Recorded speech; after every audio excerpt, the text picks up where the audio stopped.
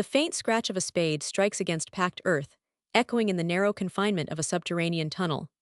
Jack Mason's breath comes in ragged gasps, sweat plastering dirt and grime to his face, lit intermittently by the flickering glow of a match. Around him, the silence presses like a living thing, an unyielding, suffocating shroud that could smother a man in seconds. His hand trembles as it grips the cold metal, the tremor betraying a fear deeper than the darkness that surrounds him. Suddenly, a sharp vibration pulses through the ground beneath his feet, a reminder of the fragile boundary between survival and obliteration. The question hangs heavy: how did Jack Mason survive the nightmare hidden below the battlefield? On the surface, the world was consumed by visible conflict: artillery barrages, infantry charges, and the roar of planes overhead during the grueling years of World War II. But beneath the soil, another war raged. A silent, invisible battlefield carved in darkness where the claustrophobic horrors of tunneling soldiers like Mason were known only to a desperate few. It is 1942, the war at its relentless peak, and Mason's unit has been tasked with an almost impossible mission beneath the war-ravaged fields of northern France. The mud clings to boots like thick glue, the sour scent of wet earth mixing with diesel smoke lingering faintly from artillery shells above. Below, the air is stale, thick with the scent of damp rock and the metallic tang of sweat and fear. Each tunnel carved by hand extends like a vein, throbbing with danger and secrecy. Jack Mason, a reserved but determined soldier, volunteered for this work despite the whispered dread among his comrades. The tunnels were narrow, sometimes barely wide enough for a man to crawl. The earth could shift without warning. Enemy listening posts waited to catch the faintest sound that would send a deadly counterstrike. His task: to penetrate enemy lines undetected and plant explosives that could turn the tide of critical battles. At first, it was just another mission, but the danger soon escalated beyond any anticipation. One night, as Mason dug deeper, the ground trembled violently, a signal that enemy tunnelers had discovered their work. Suddenly, the thin barrier between life and death cracked open.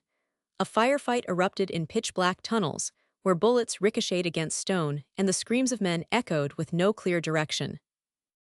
Mason's claustrophobia clawed at the edges of his mind as he crawled through the darkness, barely able to breathe, each moment a desperate bid to survive. The struggle was not only against the enemy but against the torment within.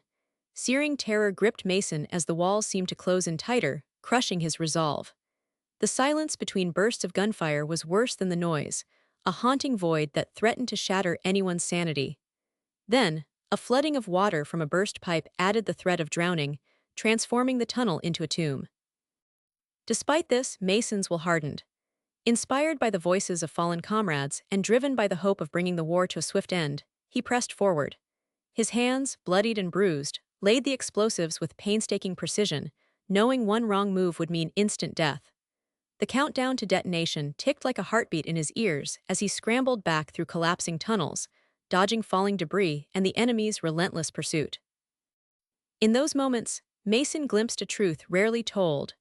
The war beneath the war was one of mental endurance as much as physical survival. Few recognized the psychological toll on tunnelers who lived in constant fear, battling darkness, isolation, and the invisible enemy lurking just beyond their narrow passageways. When the explosives finally detonated, the earth above shattered in a thunderous roar, breaking open enemy fortifications and turning the tide in that sector of the front. Mason emerged from the wreckage, physically broken, but alive, a ghost of a man who had faced death in a form most could not imagine. Yet the story does not end with victory. Declassified archives reveal a darker secret concealed for decades. The military downplayed the scale of the trauma suffered by tunneling soldiers. Mason's bravery was praised, but his psychological scars were ignored, buried beneath the official history like the tunnels themselves. The terrifying truth they hid was that the war underground left survivors haunted for a lifetime. Mason himself struggled with nightmares, panic attacks, and a silence that no victory could ever heal. His tale is a stark reminder that courage is not the absence of fear, but the resolve to face it even when trapped in the darkest of places. In the shadows beneath the frontline, courage met terror. Jack Mason's story reveals the unsung sacrifices of those who dared to fight a war few dared to remember. What do you think was the hardest part for soldiers like Mason?